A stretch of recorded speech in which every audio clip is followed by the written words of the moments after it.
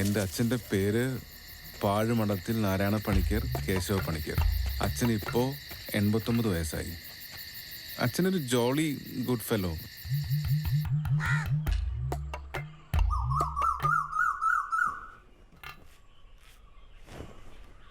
എല്ലാ ആഴ്ചയിലും പുള്ളി സിനിമയ്ക്ക് പോവും.